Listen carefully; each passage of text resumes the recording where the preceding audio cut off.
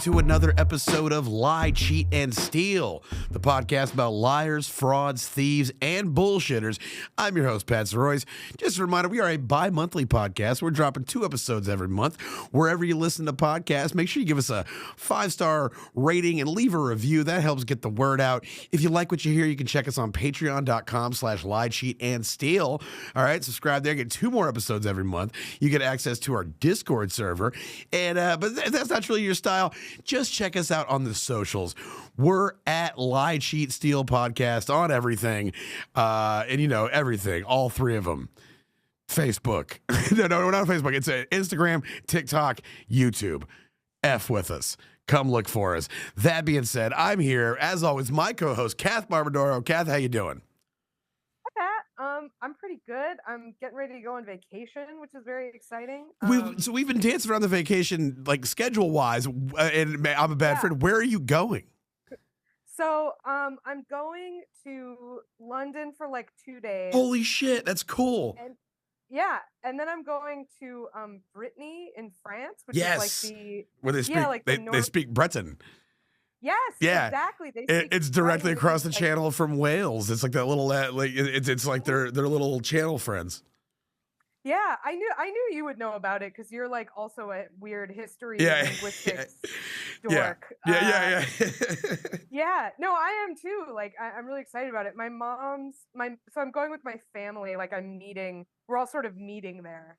And my mom's friend from college used to live there, now lives back in the States, but has a house in Brittany, like a summer house. So we're all going to stay there for like a week and eat oysters. And apparently, so like I've been trying to lose some weight, and it's been going pretty well. But I looked it up. I was talking to my mom about what the food is like there, and she was like, "Oh, the best butter in the entire world is made like 10 miles away." And I was like, okay, that's fine. Like, this is all fucking out the window. Yeah. Like, I'm not, if you're going to go nuts. You're going to the butter capital, the best butter. Yeah. Oh God, man, so no more dieting, at least for the next 2 weeks. But yeah, I'm excited about it. That's so sick. So outside of linguistics, I don't know much about the Brittany region or the Brittany region of France. I do know obviously that France has amazing food, and I know that I think that Britain gets hated on for its food, but I see the beauty in it. I see it in there. It's lying around. You know, you got to move the beans out the way. It's there. I can only imagine that what they're cooking up on that little awkward little vestigial knob of France is pretty fucking good, especially if they got the best butter in the world to do it with. Yeah, I think you're gonna be locked in. There's lots of good seafood and stuff. It's gonna be great. I will say though, also the British food thing. So on my other podcast, What a Time to Be Alive, check it out. We are just constantly clowning on British food. Yeah, we someone riffed one time that there's something there called bug pudding. So we just keep saying bug pudding all the time, and British people keep getting mad at us.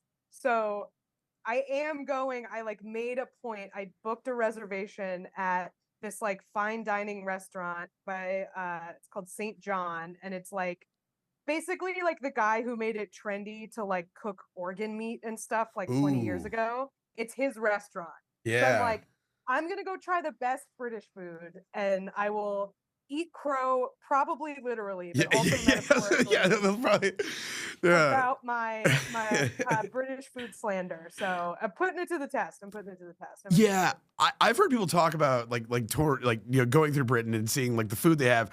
It's that you can find good food, but I've heard that like the like in Texas, which I'm biased, but I feel like you can walk down the street and find fantastic food. Hell, I was running late from work. I stopped in to grab my laptop, and my roommate made like god tier German food, and I just scarfed it down. It's like we be eating here, you know. And so I've heard that it's like you can find it in Britain, or in the UK, but it's like you got to look for it as opposed to it just being out there. I think that's true. I also think, and now especially like as a lot of people from former British colonies have moved to the UK, the food has gotten better. Yeah. Like Indian food is great. Jamaican food is great. But I think what it is too, I realize this in going to other countries, like in the US, you get to eat like the best Chinese food. Yeah. The best, you eat Chinese one night and it's like the most delicious dishes from that culture, and then you eat Thai food, and then you eat Mexican food, and then like you can eat a different culture's food every night, and it's still just sort of like American food. Yeah. In other places, they're just eating that one food. Like Yeah. the food in India is good, but if you don't want to eat Indian food, you're Yeah. out of luck. You know what I mean? And I feel like that's a little bit true in England, and it's just like it's sort of just a product of like the climate where it's like the local food there, they're like a northern Yeah. country. It rains a lot. Like they just can't grow a lot of stuff. Yeah. So like like, and what do you also, want from yeah, I us? don't We're know. trying the best we can. Like Yeah, I mean, there's so that's my I kind of get it's not there are not a lot of spices going on there. You know Yeah. what I mean? They can't grow that stuff. Yep. So I kind of get it. It's very true. My theory about I've driven around in America quite a bit, and the coastal Northwest, incredible food, obviously, because it's a mix of cultures, and you're right next to the ocean, and it's got all this cool shit. When you get into like the Wyomings and Montanas and the Dakotas, the old flat and dums, as I call them. I love that region. It's incredible. But when you get out there, I've noticed that like the stuff they have that's like their dish usually doesn't hit. Like I was in North Dakota in February and I ate chislic, which is just deep fried steak cubes, which yeah, that's good. I'll fuck with that. Sure. But I found the desserts out there go super hard because like, and they're kind of like if you look at like their best dishes or whatever, a lot of them are desserts because it's like, yeah, look, we got really good meat, a lot of cows. We'll do that for you, but we're not too creative with what we're doing with them. And sure. Yeah, and it's homogenous and stuff. Give me an example of a good dessert from that area. I thought you said I'm going to give you a good example of a good dessert. No. I was like, yeah, let's hear it. Give me one. So one of the ones that I found was baked Alaska, which is just like an ice cream pie kind of deal that's in there. That was very good. Also, when you get to that region, they do chocolate gravy on biscuits. Which is just sounds good. Yeah, like there was a huge debate at the lodge about this because it borders in Oklahoma, and Jake was like, yeah, chocolate gravy on biscuits. It's not chocolate gravy, it's chocolate sauce. And right. But it looks like biscuits and gravy. It looks like biscuits and gravy. It's biscuits, but also like Gordo's Donuts, RIP. Gordo's Donuts were biscuits. You know what I'm saying? It's just a savory, sweet crust drizzled in chocolate sauce. It's gonna be fantastic. Delicious. So amazing. what have you been up to? So I had something. I know you're gonna be like, hey, isn't this the second recording in a row where you've come in with a crazy detriment to your life happened? Like, okay, last one I got bit by a dog. Near-death experience? Girl, I'm not gonna say I almost died. I'm gonna say I could have died, and it would have been the most single humiliating death that anyone could have ever had, and it almost happened to me yesterday. So today is Thursday, August 1st. On July 31st, yesterday, so I'm at the job site, right? How did I almost die? So there I was, sitting on the porta potty. And oh no. I know, but I wasn't taking a shit. I was fully clothed. I was posting a promo reel for the podcast because you got to get it at 11. However, if any of you work for Rosendin Electric, I was taking a shit. But so there, I'm posting for the podcast. And I'm on it. So do the job. You got to do it, guys. You don't know what we go through for y'all. All right, like this is like it's insane. So we're on the what is going to be the floor of a first floor of an unfinished 5-floor building.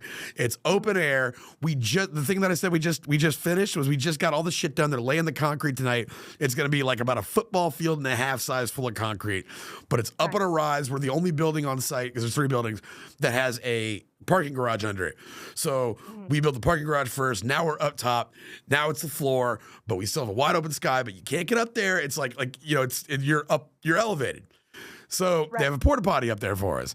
And how they clean this porta potty was once a week they come by and they empty all the porta potties. It's the worst day of the week. It's indescribable how bad it smells. And but they so the ones that are up on the deck, we call it the deck, they wrap a crane chain around it, tie it to a huge crane that you can see off the fucking side of Parmer, and they pick it up and they fly it off the top of the roof. They drop it over there. The truck cleans it out. They fly it back up and it lands there. So it's 11 o'clock. I'm posting I know. I'm posting for y'all. I'm doing this for you guys. Okay. And I'm sitting in there and I go my thing and I hear somebody pull on the door and it's locked. And I was like, I didn't say anything. So I'm like, oh, it's locked. You know, like they know what a locked. Know what this means. Yeah. We there's hundreds of years of culture behind this. They know what it means. They pull the thing, it's locked. So I'm like, all right, time to start wrapping up because I don't know, somebody's out here trying to use the restroom now. Now it's drawing eyes and it's going, what was Pat doing in the restrooms for so long?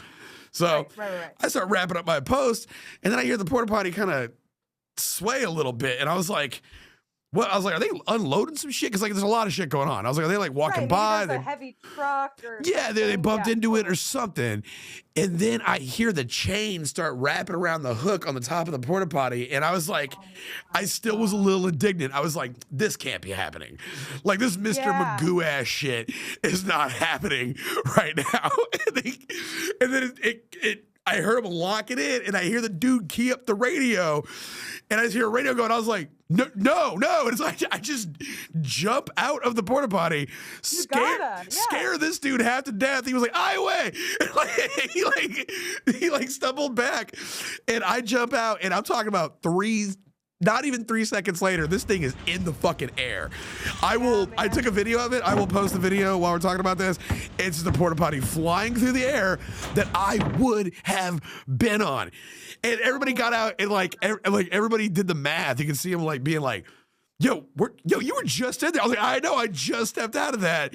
And it was insane. We laughed about it, but then like the cold truth kind of hit and I was like, yo, what the fuck? I almost, like, who knows what would have happened? Like, would I have stayed in there? You might have just gotten a fun ride. A fun ride? Or this is what I theorize is the most likely outcome, is that it would have lifted up. I would have been like, yo, what the fuck? I would have kicked the door and made some noise. It would have stopped. He would have keyed up to the crane guy because these are like serious cranes. These things are like. Right. Well, that's the thing is the person in the crane is not going to hear you. They don't know what's happening. Yeah. They don't know what's going on. Yeah. Although one thing funny about the walkie-talkie was talking to him. Yeah. And so he would have heard me kick. This is theoretical. He would have heard me be like, yo, what the fuck? Beat on the door. He would have keyed up and like, stop. They would have stopped. It would have jumped a little bit and there would have been a slosh. And there would have been a slosh. Yeah. It's gonna slosh. It's liquid. We all know how it behaves. It's not a mystery. Sure. And so that would have been like covered me and shit. And I would have left. And we would have not finished the thing that we finished today because I would have left the site and be like, no, I'm out. And so that didn't happen. I got out of there. And like after it all set in, I was like, Jesus Christ, there's an alternate timeline where my shit covered corpse is baking in the concrete like on top of a half finished building on Parmer. My family's getting the wildest phone call they've ever received. And like we know our circle of friends. We're all friends here that y'all would have laughed for 18 months and then had my funeral before like you couldn't say it with a straight face. Your funeral would have been weird. Like, there would be like all the comics kind of in a corner, and then, like your family would probably not appreciate it. My mom would have failed to see the humor. I'll call it. Yeah. She absolutely would have. And she would be right in that situation. Yeah, 100%. I know what would have happened. I know what the funeral would have been like. So I'm glad you're alive. That almost like I didn't want to get the guy in trouble. Because he only spoke Spanish. He told my foreman who speaks Spanish. And he was like, hey, if that thing would have lifted off the ground, I would have lost my job.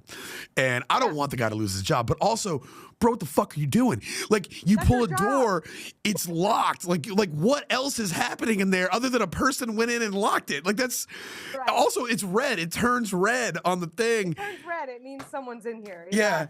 Like, I do not have any clue what was happening with that guy. It has spread like wildfire around the site. Honestly, it's not the worst thing.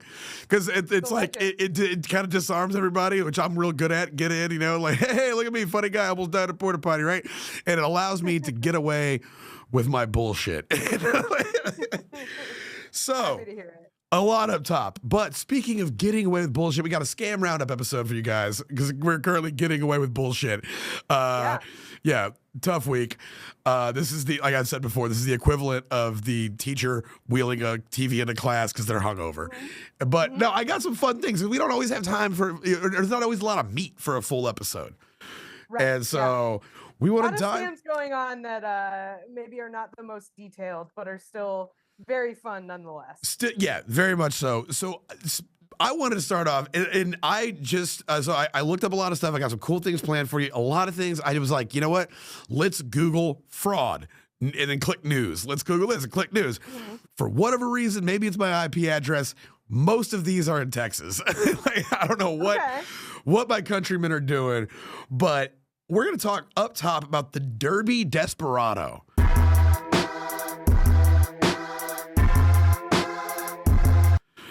This is I like that they got a name. Yeah, cool. then we're getting into bank robbery territory here, Kath. All right. And this story has a completion. Not much known about the guy's motive, but let's just kick it off. So, the FBI was looking for a man in Dallas, Texas, who had robbed 2 banks in 2 weeks. They were calling him the Derby Desperado because he showed up to both incidences, and there will be a picture on the video. Check it out.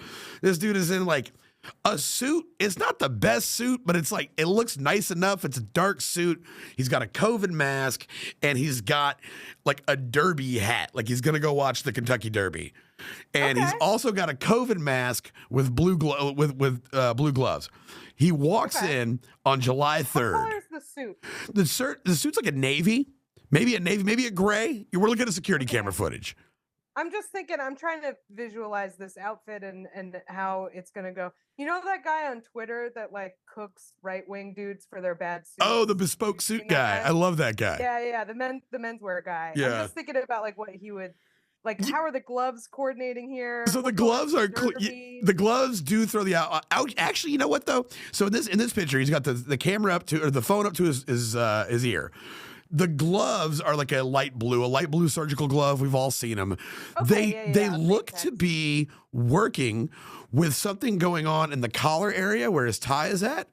And like, you know, that's looking good. He's got some brown loafers on. It looks like a navy suit, striped tie, nice hat. Right. Looks less like he's robbing a bank and more like he's holding Gotham for a hostage. Okay. So the first robbery happened July 3rd at the Texas Credit Union in Garland. The man was wearing a dark suit, light fedora, and a mask and blue latex gloves. He pretended to be on the phone. He pretended to be on the phone. Now that's just rude. Like that's just like, hey, buddy, you know, just. It reminds me of the when someone says that, I always think of that. It's a clip from that. I can't even remember the song, but it's Nelly and Kelly Rowland and. Oh, Nelly, I love you. Yes, that song. And in the video, there's someone who's supposed to be on the phone, but if you look at the screen, it's an Excel spreadsheet. Yeah, it's an Excel spreadsheet. So She's texting him. I saw somebody go back and revisit that. They were like, there was file. Kind of great. It was an incredible song. Yeah. There was file sharing technology at that time, so there's a possibility they could have been texting incognito through a Microsoft Excel file. Oh, okay, yeah. So no one can come read the text. Yeah. Like my theory is probably more likely that they were like, okay, text has a black background, shows up bad on screen, but the Microsoft Excel has a white background with black text, and I think we'll be better doing that. So. He pretended to be on the phone. He went up to the teller, displayed a note. The note basically laid out instructions. It said, "This is a bank robbery. Here's what I want you to do." This is coming to us from Jeremy Wright, the assistant special agent in charge of the Dallas field office for the FBI. After he got the money, he exited a dark SUV. That was July 3rd. He needed money for the weekend, baby. I get it. On July 12th, the FBI says the same man robbed the Capital One Bank on Forest Lane in Dallas. Now, this is crazy about robbing a Capital One bank because I have Capital One. There's not anything resembling real money in that whole fucking building. Capital One is just vibes, at least here in Austin. Yeah.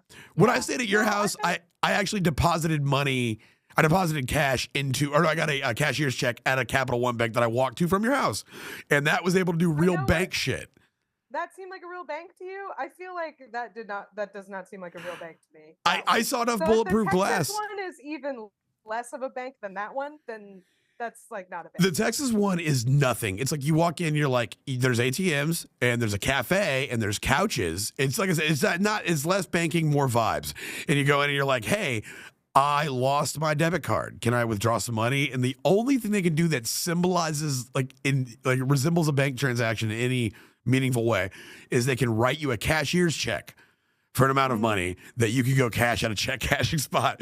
But if you need real on the spot banking stuff, Cash. nothing. Yeah, I mean, I think that's like a different. I feel like they have like regular real banks with bank tellers, and then they have like we don't want to have that many employees, so here's like the Uber of banks. Yeah, That's what this is. There's one person working there, and then it's a bunch of ATMs and a coffee kiosk. And that's it. That's what it is. A bunch stuff. of very weird $14 sandwiches, and that's all they got there. I can't imagine the credit card company restaurant has great food. No, like, you know what? I'm gonna say it. I'm gonna say there's no soul. There's no soul in the sandwich. There's no soul in that Capital One Cafe sandwich. I believe you. Yeah, so he did that one. That was on February. So he came back in on July 12th, and as a Capital One, he's wearing the similar suit, mask, and gloves, same hat as the previous robbery. He was on the phone, did the same thing. And this is kind of crazy that, like, now clearly there's still a victim here. If you slide somebody notices, give me the money, the implication is that you have a gun or you're about to do some gun shit, you know? And so, like, I get that. But like, he basically just rolled in with a note both times and was like, you know, like, give me money, and they gave it to him. Which, if you're gonna rob a bank, I guess that's the least harmful way to do it. Yeah, I mean, so the reason they do that is because robbery and armed robbery are two different crimes. So oh shit! Never thought of that. If you get caught, and you don't have a gun, you're likely to get a lighter sentence. There you go. I think why they do it. Well, shit. Good. Yeah. Well, yeah. I guess that makes total sense. I know that because a wrestler I like was before he was still a wrestler at the time, but before I was watching him, he went to jail for bank robbery. Oh, you told me about that guy. Yeah, and he did it with a note both times. And it was like, yeah, because if you have a gun, it's worse. Yeah, well, there you go, guys. The more you know. Yep. Hot tip for you. Yeah. The bank will treat it like you have a gun either way. Yeah, so. That's the best part. Like, they're gonna respond like you have a gun as it is, dude. It's a great loophole. Yeah, well, it didn't work for our boy. Well, I mean, maybe that part did. No, well, they caught his ass. Then this happened on July 30th, so 2 days ago. Derby Desperado bank robbery suspect captured. The Derby Desperado featured on Fox 4's Trackdown has been captured. The FBI says 40-year-old Justin Lee Chambers of Grapevine, Texas. Grapevine is pretty well-to-do. That's like a pretty affluent suburb up there. That is like an Old West bank robber name. Yeah. Justin Lee Chambers. That guy's robbing. Yeah, that is 100% Justin Lee Chambers. Yeah. Grapevine is like pretty nice though. Yeah, that's interesting. Yeah, he's like, I always keep one in the chambers, except I don't have one, so please don't give me a charge for that. It's that's like the guy's name in Hell or High Water. Yeah. Chambers or something. Yeah. So he's going to be charged to the U.S. Attorney's Office of the Northern District of Texas. That's all we know there. So very fashionable. Leave it to Dallas to have like a very well-dressed, high-end bank robber. Grapevine. My good friend Ian Runyon went to Grapevine for like a family thing when he was like 16, and we were like teenagers. And for years he was like, dude, finest girls I've ever seen. Grapevine, Texas. Grapevine, Texas. Yeah, he's like, Grapevine, Texas is nothing but 11s walking around, according to my 17-year-old friend Ian Runyon. So who knows? Maybe he was. But back in the Dallas area, because they're not leaving it alone out there. The Big D is going hard.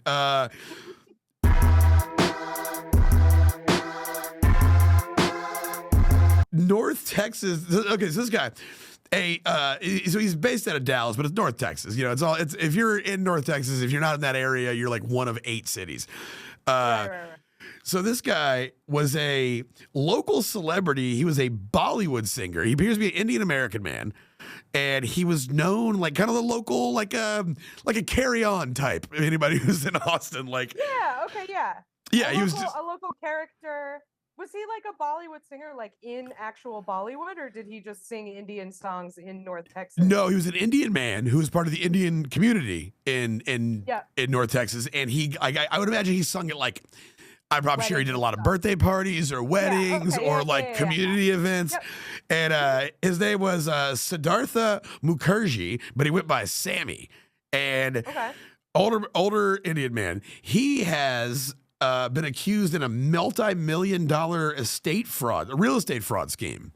Okay. Bit of an affinity scam. We talked about those in the past where you're a part of a community, so the community trusts you. Yep. So they said the singing Bollywood melodies made Siddhartha Sammy Mukherjee a local celebrity in North Texas, and now he's accused of using his fame and charm to defraud people out of millions of dollars. More than a dozen people have told the CBS News Texas I team they gave Mukherjee money for what they thought were real estate investments. They claim in both interviews with the I team and in court records that Mukherjee's pitches turned out to be fabricated. I'm sure they were ornate. Yeah, and I'm just imagining he's singing at like weddings and birthdays and stuff. People are drunk. He's talking to drunk people are partying. They're in a good mood. He's serenading them. With Bollywood songs. Like, dude, you sing me a sweet enough melody, I'll sign over you everything I own, and it's not much, but that is a reflection of how you sang. And many accused the Plano singer of going as far as forging contracts, emails, and documents to convince them that the real estate projects were real. And we've seen that before. That's nothing new, but he was doing that. One guy, his name was Terry Parvaga, and he claims that he lost $400,000 from his 401k account to Mukherjee. He said they'll $400,000 in a 401k account. Damn. Right. I don't have much of my retirement to lose. Dude, I sent you that channel about that TikTok finance guy. Yes. Oh my God, I love those. So one of them, oh man, I wish I had the names on deck for this one. There's one finance guy, and he's doing an interview with somebody. And the guy says, the interviewer tells him, he goes, "I have a lot of money in my 401k," and the guy goes, "I feel sorry for you." He's like, "Wait, what?" He goes, "I feel sorry for you. You're trapped. You're trapped. They got you.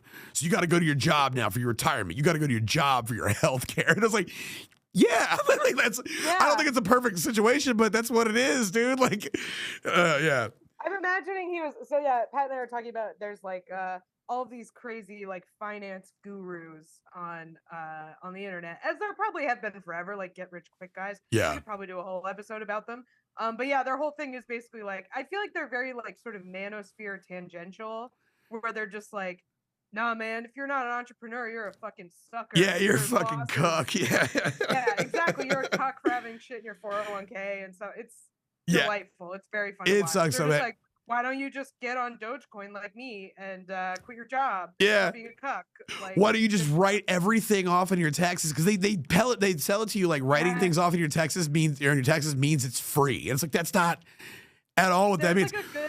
There's a really good one going around where it's like people who are like, nah, man, you just declare yourself exempt at your job and then you don't take any taxes. And it's like, yeah, then you have to pay them. You can't just be like, I'll pass on taxes. That's not how that works. That's how they think it works. It's amazing. Dude, I saw one where this girl was talking about, she was like, here's how to get high credit limits on your card. She was like, she was like, I have an LLC. I'm going to send an invoice to my other LLC for $2,100. I'm going to pay it out of this. Now my thing goes up. And then the guy on the channel was like, that is dumb. Here's why it is. It's tax fraud. And somebody in the thing was like, all I see is a businesswoman doing business. And they're like, no, what she's doing, they're like, yeah, well, the rich do it all the time. They're like, yeah, you're not rich. Like, if you're doing this, you're not rich, and you're going to do this, and they're going to rake you over the coals. You know, like, yeah, it's fucked up. The Boeing guys just get to go, sorry, and everything's fine. But you're not them. That's right. Yeah. You're not hiring the same tax attorneys and accountants to help you do that. You're just Venmoing from one credit card to another. It's not the same thing. Yeah, it's a scary world out there with those guys. The one guy was about writing off his personal chef. He was like, I have a personal chef. And he was like, I bring my personal chef to my they come and cook for me every night. And he's saying this on camera. He's like, all I have to do is say that my dinners are business meetings. So every night I bring all my boys over. Right. Yeah. I just invite my ambitious entrepreneur friends. Yeah. And then it's a business dinner. It's like, I'm sure they all love being implicated in your tax fucking fraud now. Right. Yeah, now the FBI is going to talk, or the IRS is going to want to talk to them too. But yeah, it's insane. Guys, like if you see a way to make money quick, it's probably not real. I don't know what else to tell you. That's just what it is. So these guys, so these dudes that knew Mr. Mukherjee, they said that they were like, They trusted him, like you said. He's doing weddings and everything, and they said they would meet him at these places, and he would approach them and their business partners about an investment project at the Roseland Estates in Dallas. The men said Mukherjee showed them what appeared to be a letter from the Dallas Housing Authority stating that Mukherjee's company, Dallas Creative Remodelers, had been awarded a contract to renovate townhomes. This sounds like a Section 8 scam. I think that part's getting left out. Yeah. But so they said to renovate townhomes. The men said they gave Mukherjee more than $128,000. In exchange, Mukherjee allegedly promised them a hefty return on their investment. That return so far has not come, according to his accusers. Now, they shared a letter of that Mukherjee allegedly provided to would-be investors, and the government agency confirmed that the letter is not from the DHA. And they also confirmed that emails that Mukherjee allegedly provided to would-be investors from a DHA employee were fabricated. Yeah, so you're right that this sounds like a public housing. Yeah. I reference it all the time because I watch it recently, but like in The Sopranos, they do the HUD scam. Yep. The like housing and urban development scam. It's like, yeah, you buy stuff up, you flip it, you like put it in a fake name. Like there's all this shady business, and people invest in them, and you give them money back. Yeah.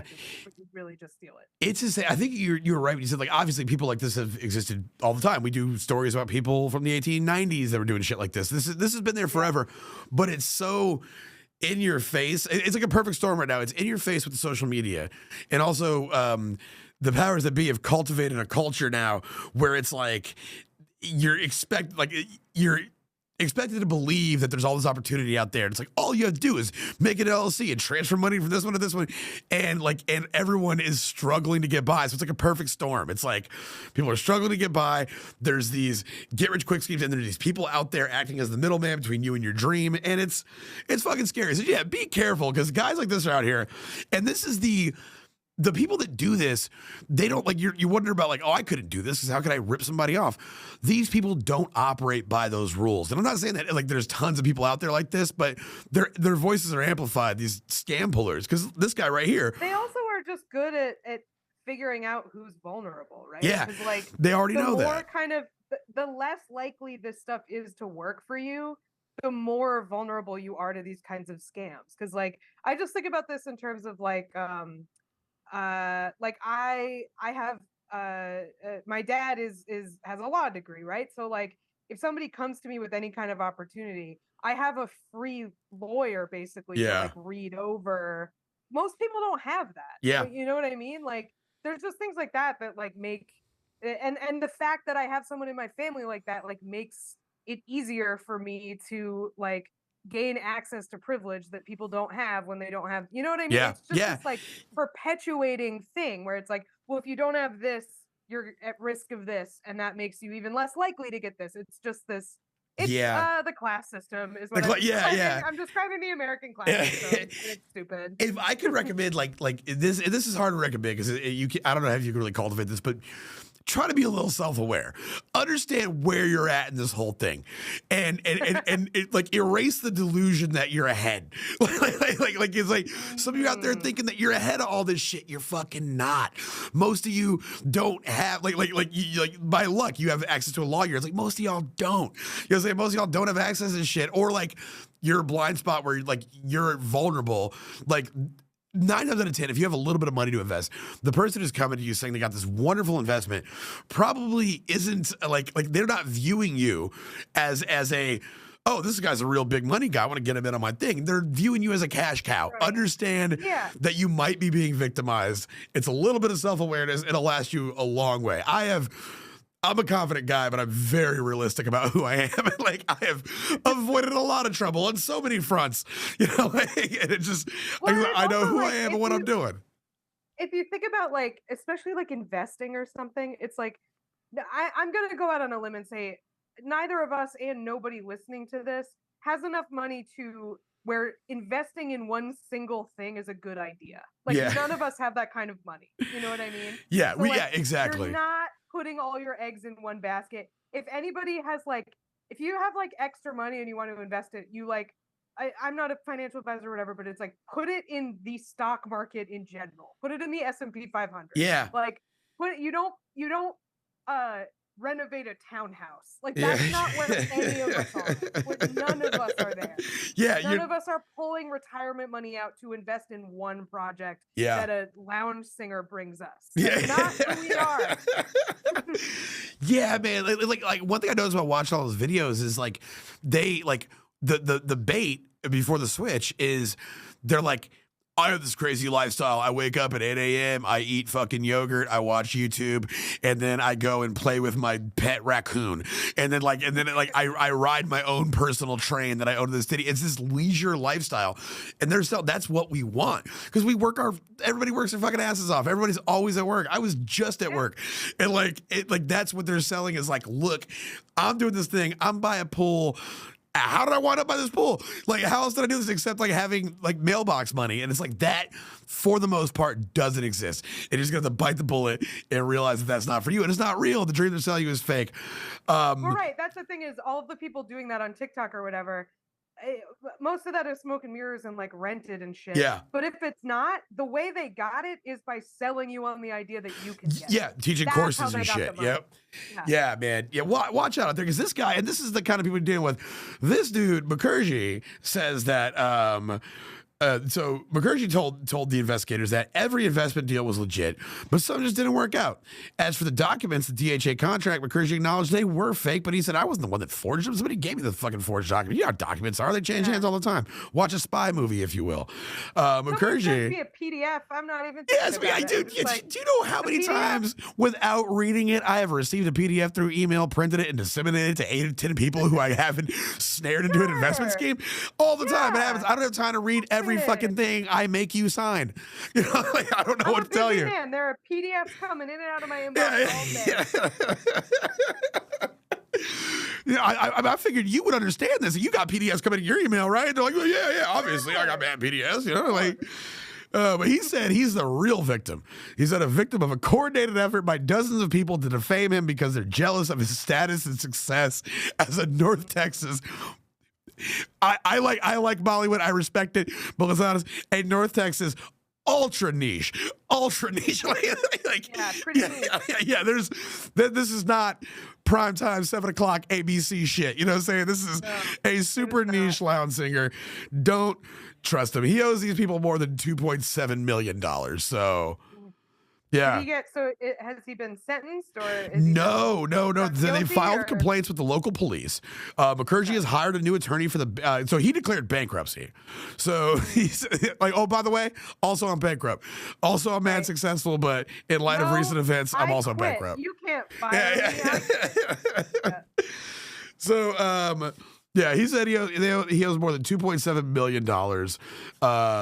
Now, a lot of that is personal debt. They say about half is to investors. So we're looking at about 1.3.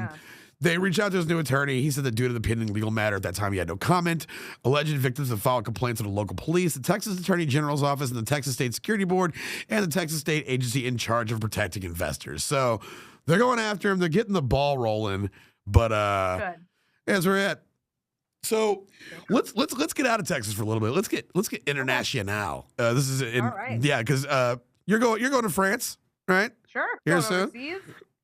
So have you been following the Olympic Canadians women's soccer drone scandal? I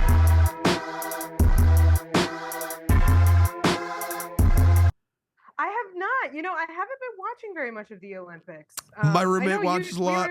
And as I've been watching about the opening ceremony over text, which was pretty sweet. But yeah, no, I have not been watching it. We're skipping. We're like, the reason I'm going to London is so that I don't have to go into Paris because of the Olympics. So like, I'm skipping that whole thing. I'm not seeing it. Yeah, man. But tell me about this drone scandal.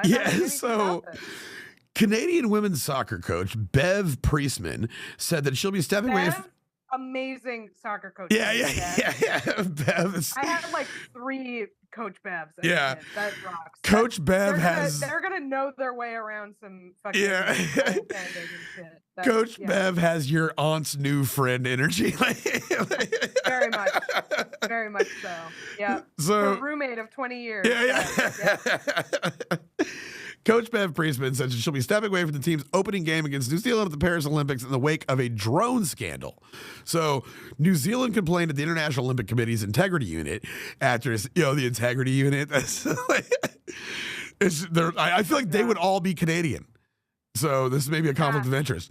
But New Zealand complained to the integrity unit. It said that drones were flown over closed practice sessions during the week. Snooping. Yeah. In the fall of the complaint, 2 staff members, assistant coach Jasmine Mander and Canada soccer analyst Joe Lombardi, not of Copperas Cove, Texas, voice of the Bulldogs fame, Joe Lombardi. I wonder that name. He passed away recently, RIP. Announced every football game for like 40 years in my hometown. Aww. So they were sent home, the Canadian Olympic Committee said Wednesday. Priestman said she was voluntarily removing herself from the opener with the interest of both teams in mind and ensure that everyone feels the sportsmanship of this game is upheld. So apparently, that's what is the outlet. But the first thing that had happened was, so there was a team, I believe it was from Senegal, was practicing, and they saw drones flying overhead, and they were like, "Was this in Paris?" Yeah, this is in Paris. This is the practice facilities in Paris. They're all drilling and doing all that, and they see the Senegalese team sees drones. Yes, they see the drones, and so they go and they find a guy who is just piloting these drones. Now he has not been named, but it just said a man was found piloting drones. Dudes be playing with drones. Yeah. I'm just playing with drones. I'm just shooting a fucking. Just go the hive. I'm shooting this like fucking YouTube video. You know, what do you want? But so she said. So this guy gets caught, and so they were like, she was like, by no means did I direct the individuals. I'm still learning the details, and obviously this is still unfolding. But again, I think the important thing right now is to look forward and put the actions in place and take the sanctions. So she's just ready to get hit. I think she's trying to fall on the sword. I don't think she wants to fuck things up for the team. I could see this. Was the guy like Canadian or something? Like how? So it just says that the French court, it was a Canadian man. A French court on Wednesday sentenced a 43-year-old Canadian man to an 8-month suspended sentence for filming it was New Zealand. New Zealand's closed training sessions with an aerial device, not Senegal. Yeah. So the man, who was not named, admitted to the charges and identified himself as an independent sports analyst for the Canadian Federation, according to Saint Etienne prosecutor David Charmaz. The COC also apologized to the New Zealand Olympic Committee and the New Zealand football boys. The Canadian Olympic Committee stands for fair play, and we were shocked and disappointed, the statement said. We offer our heartfelt apologies to the New Zealand football and also to all the players affected and to the New Zealand Olympic Committee. So they're taking, the Canadian women's team is taking sanctions. Is that, or they like have a fine or something? Yeah. Or? So it says, let's see. Yeah, it just says she says we'll take place to the sanctions. It doesn't actually implicate what they're going to do. I think by her falling on the sword, kind of, it takes the team out. But I can't. So it's like she's not going to be able to. It looks she's stepping back. She's not going to be the coach. Got it. Okay. Yeah. Yeah. So she's like sort of sacrificing herself. Yeah. It sounds like. So there's that's noble of her. Yeah. She must be so mad at that guy. Yeah. He's like, I'm sorry. She's like, I told you not to get coot. He's like, yeah, I'm so sorry. Sorry for all of our Canadian listeners. You guys never get off easy. I'm always gonna give y'all shit for your mere existence to the north. But this is the first time the Canadian soccer team has been involved in a drone controversy, though. Involving an international rivals training session. So it feels that, it feels like this is some shit they've been up to. In 2021 at Toronto, Honduras stopped a training session ahead of its Men's World Cup qualifier against Canada after spotting a drone above the field, according to reports in the Honduran media. The teams played to a 1-1 draw. This just shows that I don't know about high level soccer or whatever, but it's like, what are you going to find out at the practice? They're going to be playing soccer. I don't know what to tell you. I guess I know there are plays and stuff. I get it. I just feel like soccer it's not like football or something. It's not that structured. Once the ball is in play, the ball is in play. You don't get it's all just of gonna the happen. Restarts. Yeah. Yeah. So I'm like, what could you be finding out that it's worth getting in trouble for? Yeah. Is it going to be dribbling soccer balls and shooting them into a net. Like I don't get it. I don't get it. Yeah, it's the same thing. Like we've mentioned with counting cards, where I'm like, how is that?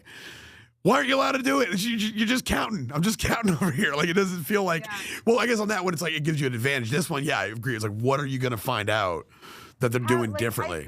It must be worth it. Like, because they keep doing it. So like, it must be valuable. I just can't figure out how it would be valuable. Yeah. I don't understand how it would help you. But yeah, I don't know. Yeah. If there's any listeners out there, reach out. Let us know how this might help you. I'm a little think.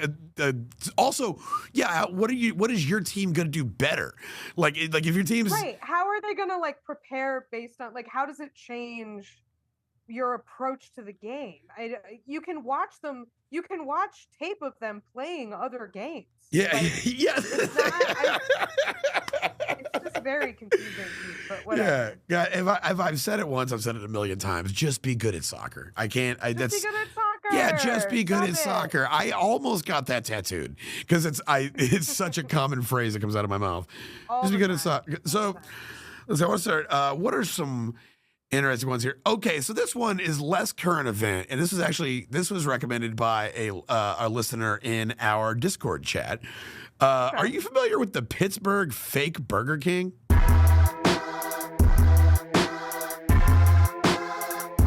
You know, I feel like I've heard about this. Like, I've heard tell of it as like a legend. Yeah. That there's like an old like a rogue Burger King there that like went off franchise or something.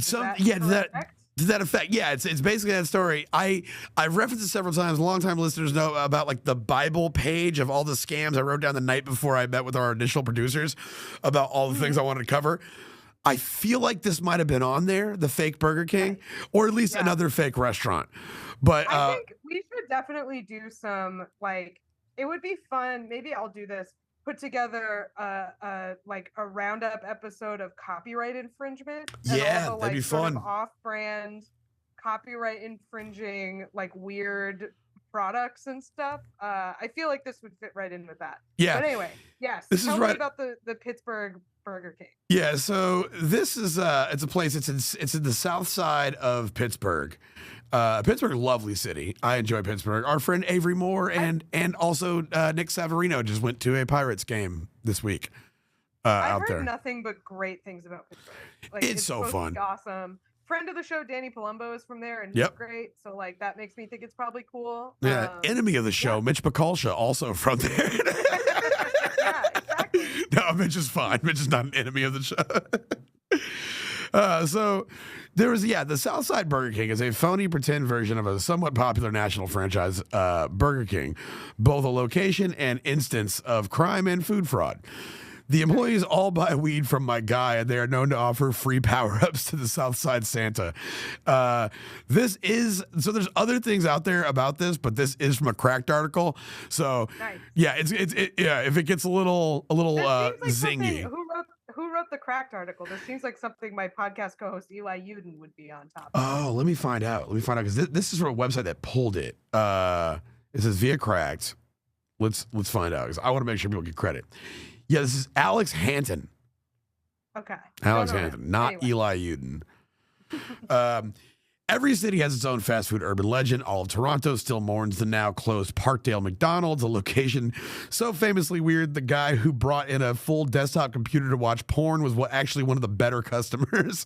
In Long Beach, what do you think the one is in Austin? The one in New York is definitely the Delancey Street McDonald's, which is like there's been one continuous fight going on in there for like 30 years. Like it's just people join and then leave.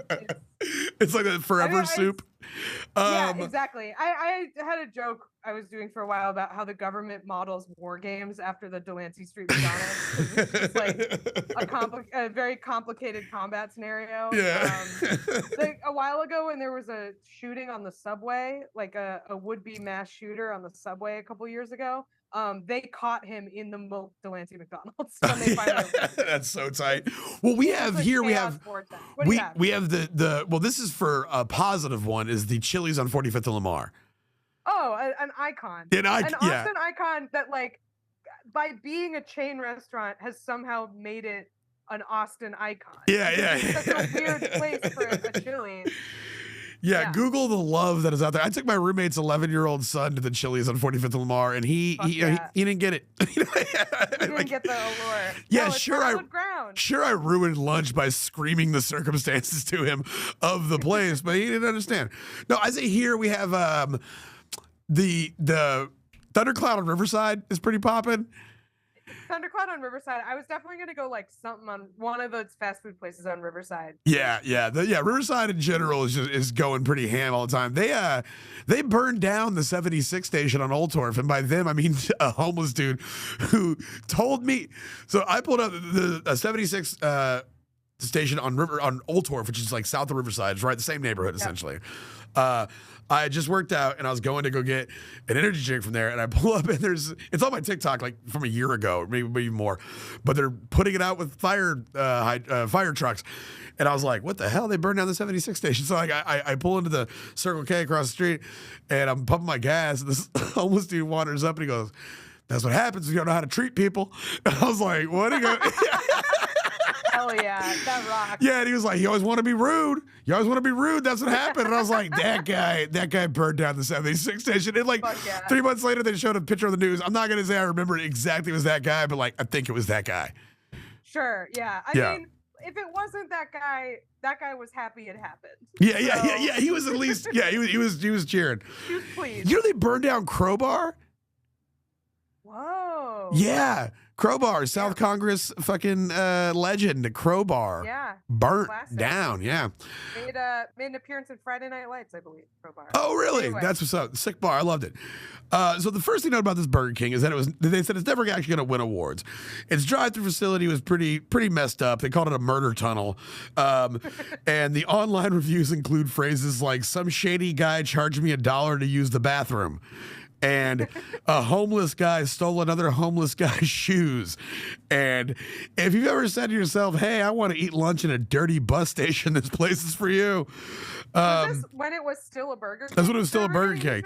So I don't know if it ever was a Burger King franchise. It was a real one. Yeah, because like they said the receipts would just say Southside Burger King, not Burger King. Yeah. But the drinks were in plain styrofoam cups.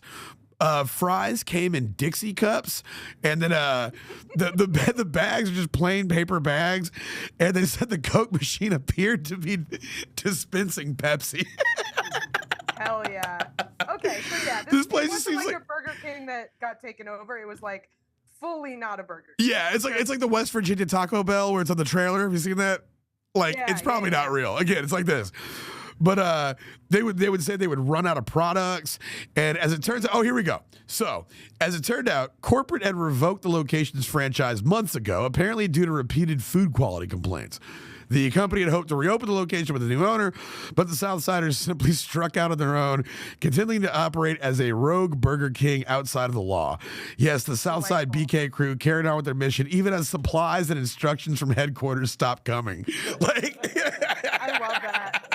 That's the American dream right there. That's what we want. We want entrepreneurship. Dude, do you know how many times I would be traveling like the Southwest or back in the Flattened Domes, and I would just go to a gas station and they had a Subway, and I would just be like, "Has corporate called y'all in 6 months?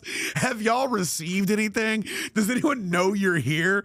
That can happen, man. So just get cut off from your supply chain somehow, and then you gotta ford the river with your oxen. Yeah. Just like out there in the wilderness. These dudes are caulking the wagon, dude. These guys are doing it.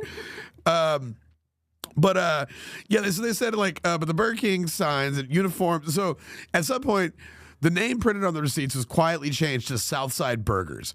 But the Burger King signs, uniforms, and posters remained, meaning customers had no idea they were at a pirate restaurant. But rumors grew as employees started claiming they were out of most menu items, while sauce packets were replaced with generic ketchup squirted into plastic ice cream cups. There were unconfirmed reports of marauding staff members stealing promotional materials from other Burger King locations. That's awesome. That's sick. Because I was gonna say, if they have the posters up and stuff, like eventually those are gonna get out of date. Yeah. It'll eventually be obvious. But not if you steal from other Burger Kings. Yeah, dude, if you ever walk into a Subway in the middle of nowhere and you look over and there's still a cardboard cutout of Jared holding pants, get the fuck out. That is, yeah, those guys are off grid, you know? So because as supplies ran low, things began to get dark. One customer described arriving to find the front door barricaded. Following the hastily scrawled, please use side in trunk. No E at the end of entrance. Yeah. He made his way inside, discovering a blacked out LCD screen and grease-stained menus taped to the counter. An order of chicken nuggets and fries produced steak-cut Costco fries and elementary school nuggets. When he asked for a packet of sauce, the manager emerged from the back with a highball glass filled with Sweet Baby Ray's barbecue sauce. Yes. That's awesome. Oh, that's customer service. You're getting Sweet Baby Ray's. That is, man. Highball glass. That's awesome. They said the changes weren't all for the bad. The heroic rebels were free to get creative with the menu. Most notably, you could now apparently order a Whopper with as many patties as you wanted. Love that. No longer were you just constrained by the triple Whopper. You could go as much as you wanted to. White Castle style. I love that. Yeah. In February 2014, a thread about the Burger King was posted on the Pittsburgh subreddit, prompting the city's WPXI news team to send a report of the scene. On arrival, she was treated to the traditional Burger King greeting, an agitated, ununiformed security guard yelling, "Please get off our property." Burger King with a security guard, always a good sign. Yeah. That's great.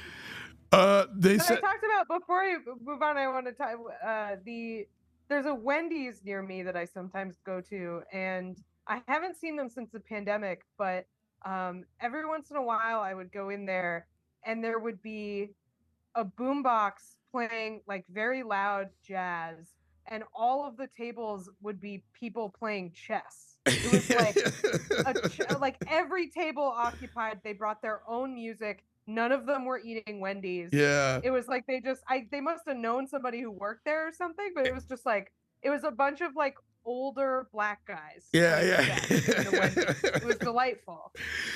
I miss them. Yeah, man. As I say this, there was a KFC. So I lived in Germany as a kid, and there was a KFC next to the military base that was a KFC. And then we were there from 88 to 92, 91, and we came back from 95 to 98. And when we got back, there was still a chicken restaurant, and it still sold basically the same shit, but it was called AFC, American Fried Chicken. Had to widen the net, you know? Yeah. Kentucky. We got to get chicken from the whole country. Yeah. Also, dude, Germans have the best way of eating fries ever fucking conceived. Maybe it's all of Europe, but okay, mayonnaise, it goes hard. Say whatever you will, mayonnaise on French fries, it's delicious. Vinegar and mayo, like Rhode Island style, that's the best. They do mayonnaise and paprika.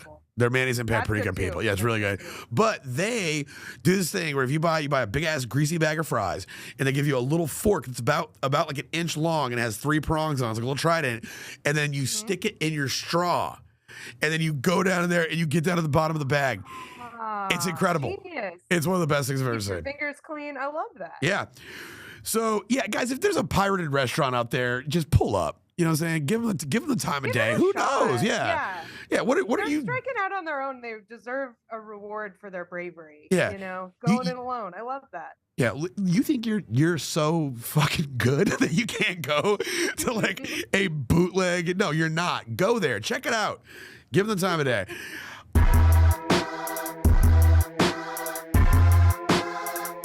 I wanted to ride out on this one. This is a story that probably could get its own episode, but it's currently being covered by a 6-part podcast called The California Girls. Are you familiar with this? I'm not. Okay. Nope. So we all know that shoplifting has been like a huge thing, like not just shoplifting, but like orchestrated attacks on retail stores have been happening a lot lately. And they're not all connected to this, but there is a retail crime queen pin. A woman by the name of Michelle Mack. She's a California resident out of Bonsall, California. She is accused of, and by accused, like definitely fucking guilty. I know we gotta walk around that, but this lady was definitely doing this. Allegedly. Yeah.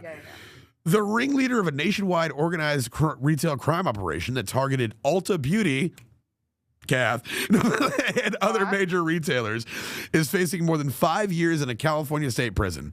Michelle Mack of Bonsall, California, received a delayed sentence of 5 years and 4 months, which will officially be set in January. Oh, so she was convicted. So yeah, so we're in the clear. That's why there's a long form podcast about her. But it was handed down by a San Diego County Superior Court judge on Thursday. Her husband, Kenneth, received the same sentence and is already incarcerated. Fellas, if your lady's getting locked up, you're not getting locked up too. You weren't down. You weren't, you weren't there. As part of his plea deal, though, he will be released after 1 year and then put on probation and community service for the remainder of his sentence. But cold-blooded. Yeah, they also got to pay $3 million in restitution to Ulta and another $13,000 to Sephora. So those are like really good places to steal from if you're going to steal a lot of stuff for profit. Yeah, because you can the things are very small, but they're very expensive. Yes, so it's easy to just grab a lot of shit. Is there any info about like how they did this? Oh yeah, it was a whole thing. So Michelle Mack ran her operation from a 4,500 square foot mansion in Bonsall, which is outside San Diego, where the California Highway Patrol says that she oversaw a network of about a dozen people who stole millions of dollars in merchandise from Ulta, Sephora, and other major retailers. The Macks pled guilty last month to conspiracy to commit a felony and organized retail theft, petty theft, and receiving stolen property. So investigators began referring to her and her group as the California Girls, and they considered Mack the crew's ringleader.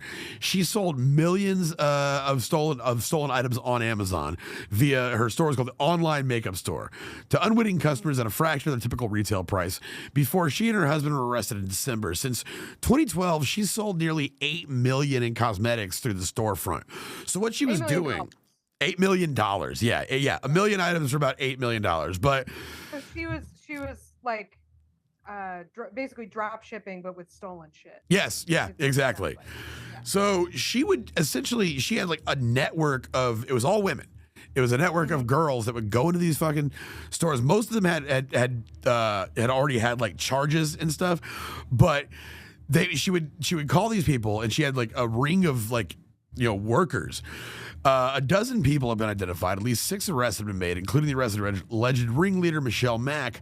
But she's trying to kind of like, they said she had a blonde bob, immaculate gel nails, lived in a faux Tuscan estate.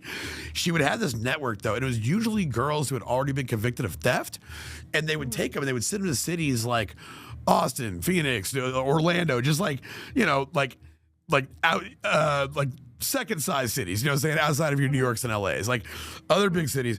And she would pay for their hotels. She'd send them out there for the weekend, and they would just go in there and steal shit. And they would have a list of things they were supposed to hit, and they would just, go in there. So eventually the FBI caught onto it and started tracking them.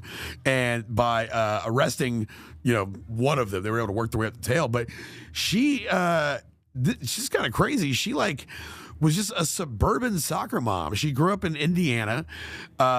She was self-described, we've heard this term before, self-described serial entrepreneur, which we know, we just know is always a sign of just real sack of shit. About to strike again. Yeah. Yeah, she always had failed businesses. So in fall of 2018, she bought a house in Temecula, California, about an hour inland from Laguna Beach for $1.3 million with an $800,000 mortgage. She's making all this money, but she was sending out people, and she was like, essentially it was like, almost like a pyramid, not really a pyramid scheme, but she was always like, yo, I need more girls. I need more people. I need product. Yeah. And so she had these kind of bird dogs that would go out and just encapsulate this group of girls, bring them in and have them work for her. So she is, like I said, facing 5 years in prison. There's enough information for an entire episode. But what I would like to comment on is that we've seen this huge, or not even this huge, but this very publicized influx of shoplifting, and it's always been like, oh man, this is just soft on crime Democrats and all this shit. And it's like, right. I'm not saying every person who stole was working for Michelle Mack, but like, zoom out a little bit. You know what I'm saying? It tends to go up higher. Mm-hmm. Yeah, if there's like all of a sudden this phenomenon of all of these people just like looting specific stores, it's like, Yeah. it's probably not just like ambient crime, especially because like crime isn't up. Like, Yeah, crime is on average down. Yeah, crime is like not up. So if there are these like specific instances, Yeah. no, that's wild. Crime is have down, heard- media's I up. remember, I remember reading like on like the Alter Sephora Reddit or whatever, like people complaining about like, yeah, people will come in and literally just like swipe everything into their bag and run out. Yeah. Like, that's a thing that happens sometimes. It was probably these people. Yeah, That's yeah. most likely who was doing She it. was sending people all over the nation. She was flying them out. She paid for hotels. I wonder if she got good hotels. I wonder where she put them up at. Probably not. Yeah, I wouldn't imagine. But she was like giving these people a free vacation, so they're like, yeah, sure, yeah. I can just see her being like, "Well, I'm sending you to fucking Miami for the weekend. What do you mean you need a good hotel?" Like, I don't know why. I think she sounds like that. But so that lady's crazy. Check it out. There's a podcast called The California Girls. It seems like it's gonna be good. I'm gonna check it out. On the way to work today, I started listening to a new true crime podcast, and turns out it was that third episode that we covered about the psychic from France. Did all the mailing episodes, and I was listening to it. I was like, "Oh, this sounds cool." I was like, "This sounds familiar." I was like, "This is fucking Kath's episode, you know?" And we did it in an hour. They knocked it. They have 8 episodes, so you're gonna want to check ours out instead of theirs. Yeah, save some time. Last thing before we get out of here, this is a real quick one. Just want to end on some good news. Lucky, the puppy. This is from where are we at? Topeka, Kansas. A puppy named Lucky was in a car that was stolen early Tuesday, and he has been found safe. Okay, good. Yeah, Love it. I wanted to end on a good one. On a happy note. Yeah, lady pulled in a convenience store, left her dog in the car, went in, car got stolen, made the news. Everybody, the whole community kicked into gear. They found this puppy about 6 blocks away. They found the car. So, yeah, guys, good things can still happen. Folks, thank you so much for listening. This is what we have for the week. Worth it? I'm going to say all of it. Yes, do it all. Yeah, do it. Do Yeah, all of just it. give it a shot. Let us know how it goes. That being said, Kath, you got anything coming up for us? No, I will be out of town. Listen to What a Time to Be Alive. My other podcast comes out every Monday. Hell yeah, get them. August 23rd, I'll be in Belton, Texas. I don't know, look at my shit for it. I'm on Instagram as @PZTX. We drop 2 episodes every month here for Lie, Cheat, and Steal. If you like what you heard, go to our Patreon. It's patreon.com/lie, cheat, and steal. Subscribe there. 2 more episodes every month, plus access to our Discord server. That's a fun place to be. If you like, you want to follow us on the old socials, we are @Lie, Cheat, Steal Podcast on TikTok, Instagram, and YouTube. Check us out. Got full episodes on YouTube. We got clips all over the place. Also, if you haven't yet, wherever you're listening to us, please leave us a rating and a 5-star review. That helps get the word out. That being said, guys, thanks for tuning in. Hope August is treating you good. Be safe, be smart, but above all, don't get caught.